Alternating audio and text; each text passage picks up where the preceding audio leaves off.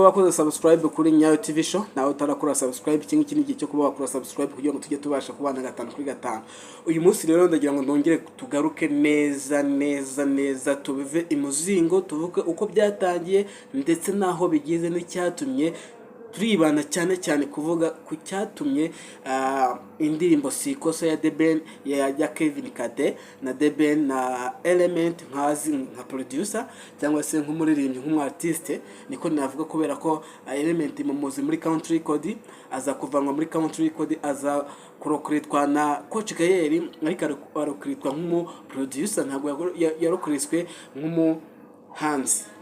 Hanyuma rero mu minsi ishize nibwo Kevin Kade yashatse guhuza gukora collab ayikorana na The Ben ariko baravuga kugira ngo ibintu tubikore bifite umucyo cyangwa se bizaryohere amatwi y'abanyarwanda ko abahanzi bose bakunzwe reka dushyiremo na Element haze habonekamo umwanya wa Element. Nuko rero tutizibye magambo rero iyo ndirimbo yarakozwe irarecordingwa bakora shoot yawe ama video yawe ashoboka. Hanyuma rero indirimbo iri busohoke kajya hanze ku itariki z'ukwezi kwa 8 2024 rero twagarutse neza. Hanyuma rero tutizimye magambo haje kuba ikibazo rero cyuko Coach Gayeri afigirana amakimbirane na The Ben ariko bagirana amakimbirane ngenda cyeka iyo ndirimbo Sikosa ntabwo rero ari kuzana amakimbi yari kubyutsa amakimbirane ahubwo bure wenda bafite ibindi bintu dupfa wenda nkuko amakuru bavuga yuko ngo irandirimbo ya Diamond na The Ben bakoze bavuga yuko Coach Gayeri ari wari wahuje The Ben na Coach Gayeri ariko Coach Gayeri kagira amafaranga ashyira mu iyo ndirimbo amafaranga rero bikavuga ko ataje kuyasubiza. Ndagira ngo rero ibi bintu mu bimfashe tubive umuzingo tubivuge neza nta uduciye. Nkibaza ese Element niba yaremeye kujya Kevin Kade niba yaremeye guhamagara The Ben bagakora indirimbo bakumva ko indirimbo itaryoha Element adahari Element nawe kamuzana bivuze ngo Element ibyo byose izo process zose zabaye Element yari yarazemeye. None ikintu mukwiye kumenya nuko Element yavanywe muri Country Code ajyanwa muri AM55 nk'umu producer ntabwo yajyanwe nk'umu artist. Bivuze ngo rero contract yasinye muri AM55 bivuze ngo ni y'ubu producer niyo gukora indirimbo ntago ariyo yasinye y'ubuhanzi yo kuririmba. Bivuze ngo rero Element yemerewe gukora indirimbo muri AM55 ahantu honyine gusa nta handi hantu yemerewe kujya gukora indirimbo.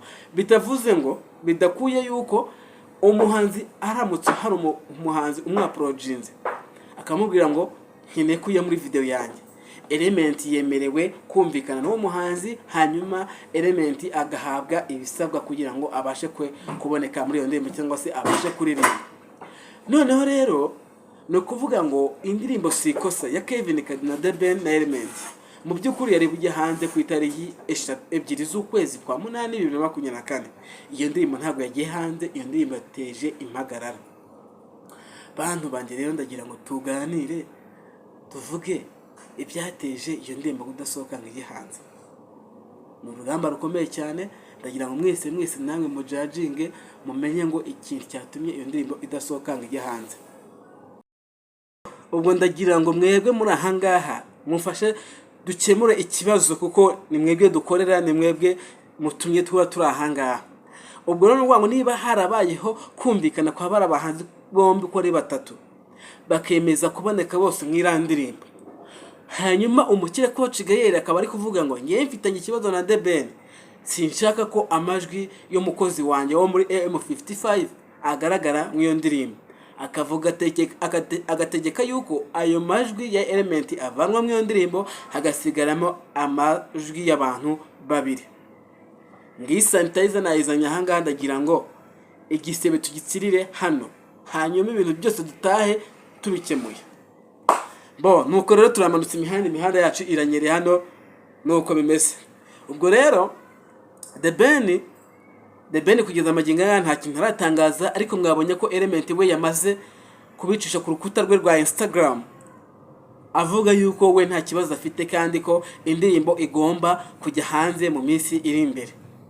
Hanyuma tukibaza ngo muri Nigeria ku muziki wawe tuzi ko wateye imbere kurusha umuziki wo mu Rwanda umuziki wo mu Bugande ko wateye imbere kurusha umuziki wo mu Rwanda, tukaba tuzi ko umuziki wo muri Kenya nubwo tutazi abahanzi bo muri Kenya cyangwa se mu bindi bihugu murabizi Burayi, urumva ko muri Nigeria tuziyo ba Davido, tuziyo ba Burna Boy, tuziyo n'abandi benshi tutabashije kurondagura hano kuri imihanda.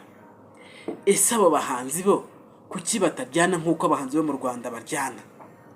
Ese mu by'ukuri koko uru n'uruganda turi kubaka rwa sinema, uru ruganda turi kubaka dufitanye amakimbirane ameze gutya, abana bari kuzamuka ubu ngubu bo bakeneye kugira mu kirenge mu cyo bagezemo bariya bo bazamuka bameze bate? Ko n'abamaze gufashwa abo bana batazagira umutima gufashwa bariya nabo bari hasi. Ndagira ngo ibintu tubive umuzingo mw'abantu, muraza gutanga amanota cyangwa se muraza kujajinga mureba ikosa riherereye. Hanyuma rero tudatinze, niba mu by'ukuri niba dushaka kubaka uruganda rwacu, uruganda rugatera imbere, abahanzi bacu bakabona amafaranga, bakubaka amazu, bakagura amamodoka, bakubaka imiryango yabo, none tukaba tubona amakimbirane ameze kuriya, ese mu by'ukuri turava hehe turagana hehe? Ndagira ngo mujye muri inbox comment munyandikire mumbwire ngo ikibura ni iki ngiki, hakenewe iki ngiki. Mu by'ukuri twebwe turifuza na RIB cyangwa se n'abandi bayobozi runaka bahagarariye uruganda rw'umuziki cyangwa se uruganda rwa sinema, kubera ko amakimbirane ntabwo ari mu ruganda rw'indirimbo cyangwa se muri sinema, ni muri industry, urumva. Ndagira ngo rero ibyo bintu byose tubivuge tubivuye muzingo kugira ngo tubashe gukura urujijo mu bantu, cyangwa se abantu bamwe namwe bakavuga ngo ese ni plank iri gukorwa ku irandirimbo kugira ngo irandirimbo promoting, irandirimbo kuzakundwe ibona ama views menshi, irandirimbo ni plank turi kuyikorera kugira ngo amafaranga yitanzwe aya mafaranga azagarurwe. Aho tugashyiraho question mark, urumva. Ubu rero no kuvuga ngo rero The Ben nta kintu aratangaza, Coach Gael nta kintu aratangaza. Ese ibi bintu tubyizere nk'ukuri cyangwa se twemere ibyo abanyamakuru batangaje cyangwa se ibyo bende byo bishyire hanze? Mu by'ukuri rero umugabo bita Alex ni uherutse kuvuga ngo uru ruganda ubuje dushaka kurwubakamo siko ba nyirarwo barukeneye. Mu by'ukuri dukeneye ko sinema yo mu Rwanda izamuka ikajya ku rwego rushimishije, ikajya ku rwego rwo mu Bugande. Murabizi ko abakinnyi ba sinema bo mu Bugande bari ku rwego rwo hejuru cyane rukomeye. Ndagira ngo twubake uruganda rwacu turuvuye muzingo kugira ngo n'undi wese uzavuka nyuma y'iki gihe n'abandi bazavuka mu binyejana biri imbere bazavuke bavuga ngo hari aho twasanze sinema nyarwanda cyangwa se umuziki cyangwa se uruganda rw'umuziki mu Rwanda batubanjirije bararwubatse barugeza ku rwego twifuzaga. Mu by'ukuri rero The Ben murabizi ko hamaze iminsi havugwa ibintu bigiye bitandukanye kuri we na Bruce Melody. Bruce Melody bakavuga ibi ngibi, The Ben akituriza. Bruce Melody akavuga ibi ngibi, The Ben akabyumvira mu matwi bigasohokera handi. Ariko urumva ni ka gakundi kaba abantu baba ahantu hamwe bashinzwe kurwanya abantu bari gutera imbere cyangwa se abantu bafite ibikorwa byabo bizima. Ariko ubundi ikintu nibaza ni gute uza gusenya ibikorwa umuntu yamaze kugeraho witwaje indirimbo cyangwa se witwaje umuntu wagiye kuba mu ndirimbo y'undi muntu. Niba mufitanye ikibazo na runaka akaba yaragiye gukora indirimbo kwa runaka cyangwa akaba yaragiye gukorayo, ibyo wimuhora, ikibazo cyawe uzagikemura n'uwo mwagiranye ikibazo kugira ngo ibintu bive mu bandi, ureke guteza umwiryane hagati y'abandi bantu. Kuko n'uriya nawe bitabaye ibyo ari amajwi naramuko avanye mu irandirimbo, uriya nawe azagira ikibazo gikomeye cyane hagati y'abagenzi be, urumva. Mu by'ukuri hano kuri imihanda bimaze iminsi bivugwa yuko abantu usanga bashoye ikibazo ugasanga ngo ni planka ngo na planka abantu bakoze kugeza ubwo abantu bahaburiye ubuzima. Muribuka mu minsi yashize twatakaje umukobwa wacu Vava Valentina wamenyekanye ku izina rya Durimbogo. yararwaye ataka umutwe aravuga ngo nararwaye, kugeza ubwo yari ari i Kigali aramanuka ajya kwivuriza iwabo mu cyaro, aravuga ngo i Nyamasheke mu bitaro bya Kibogo nibo bajya bamvura umutwe wanjye kuko barawuzi. Vava Valentine abanyamakuru baramusura abishyira kuri nkuta ze kuri platform ziba zose avuga ko arwaye, ashyiraho n'ijambo yavuze ngo nindamuka ndasubiye i Kigali muzansabira imbabazi abafana banjye ndetse n'abandi bantu twabanaga mu buzima busanzwe. Abantu bajya ku social media, abantu barandika ngo ni prank ngo urashaka kurya amafi ngo ibiki n'ibiki, aryamye mu gitano ubona ukuntu yari ameze. Kugeza ubwo ndetse n'uwari ufite umutima wo kumufasha nk'aba diaspora bari bafite umutima wo kuba bamufasha, ariko bamara kumva iratangazamakuru cyangwa se bari abanyamakuru nka Bosco Empire yavuga ngo Vava Valentine ngo ni imitwe. Bosco nawe uzarwara ujye mu bitaro hanyuma abantu bakugemure amafi nk'uko wabyifuzaga. Icyo ngicyo nicyo jambo nkugeneye.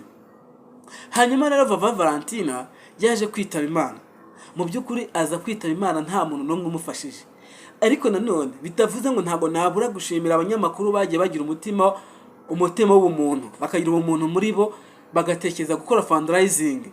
Nubwo mutabashije kurokora ubuzima bwa Vava Valentine, ariko basi hari icyo mwakoze, twamushinguye neza ndetse n'abana be bakomeza gufashwa.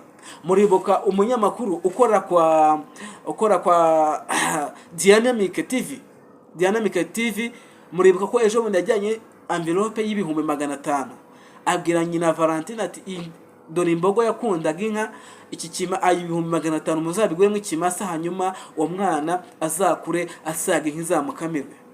Iyo nka yaraguzwe. Turashimira byimazeyo nanone umunyamakuru Gerard Mbabazi yakoze fundraising, aragenda bishyira kuri platform ziwe, hakusanywa agira amafaranga agira muri 1,100,000 ngahe. Ayo mafaranga yose Gerard yarayatanze, nta na rimwe yigeze abika. Abo ngabo nabo mbashije kuvuga bakoze igikorwa gikomeye cyane. Tubonera no gushimira umusaza Ndimbati yafashe imodoka yiwe ashyiramo essence, ashyiramo full tank, aragenda Gicyangugu ajya ku Kibuye ku bitaro. Bava ku Kibuye kuva ku Kibuye ku hospital ya Kibuye ahanerereye kugira ngo ugire Nyamasheke iwabo wa Vava ni amasaha 2 hafi n'igice 3. Urumva ibyo byose byakozwe. Ndimbati nta bundi bushuta afitemo cyangwa se nta bindi ajyeme atari kuvuga yuko ari amafaranga ari amaviews agiye gushaka. Icyo ngicyo cyarakozwe. Turabashimira abo bantu bose bagiye bagira uruhare rukomeye cyane, ariko nanone ntitwabura kunenga abanyamakuru bagiye bagira umutima wa kinyamaswa. Kwitakamba ukagenda hariya kuri platform, ziko platform si wowe wenyine uyikoresha, platform ikoreshwa n'igihugu cyose, platform ikurikirwa n'abantu b'isi yose. Uragiye ushishikarije abantu bamwe ngo nibi sibyo. Uwo ni umutima mubi. Ubundi twari tuzi ko abanyarwanda ba kera barangagwa no gufasha umuntu yabanagize ikibazo, inshuti zanjye zikaza zikansura zikamba ati komera turacyari kumwe nawe nubwo byagenze gutya, ariko haracyari Imana. Uwo muntu tukamugenera, uwo abantu bakamugenera ubufasha bumukwiriye, hanyuma akabasha kongera kuzazamuka. Mu by'ukuri rero abo ngabo ibyo ngibyo reka tubiveho. Ndagira ngo rero mwumbwire mu by'ukuri uruganda rwacu Coach Gael, Element, The Ben, Kevin Kade, iriya ndirimbo turayikeneye. Ijye hanze iryoherwe n'amatwi y'abana b'abanyarwanda. Iriya ndirimbo tusharinge, twumve ubutumwa mwagiye mugenera abanyarwanda muri rusange. Coach Gael, nawe niba ayo mafaranga koko cyangwa se ayo makimbirane hariho na The Ben, ayo makimbirane yanyu nimuyashyire ku ruhande, indirimbo ibanze isohoke, ibindi muzabijyemo nyuma, ariko indirimbo yasohotse. Kandi nawe Element, niba koko waragiye mw'iriya ndirimbo wabyemeye, nta kindi kiguzi watse, guma mw'iriya ndirimbo yawe uzihagarareho, ntibazakubwira ngo va mw'iriya ndirimbo amajwi yawe bayakuremo, kubera ko ubu ngubu wemerewe. Niba ari kontra wasinye kwa M55 wayikansaringa mukayisiba mugatangira bundi bushya, ukava ukajya gukora handi kuko muri M55 siho honyine. Urumva, ndagira ngo rero nshimire umuntu wese wagize uruhare, ariko ndabizi Coach Gael ni umugabo wumvikana, The Ben nawe ni umugabo wumvikana. Kamemu ntabwo ibyo ngibyo by'amafaranga ari byo mwapfa. Ibihumbi uniyo waba ufite Coach Gael ndabizi niyo waba ufite miliyoni 50 yakurekera ukagenda, kuko miliyoni 50 sizo zagukiza, n'umundi wazagaruka ukamusaba.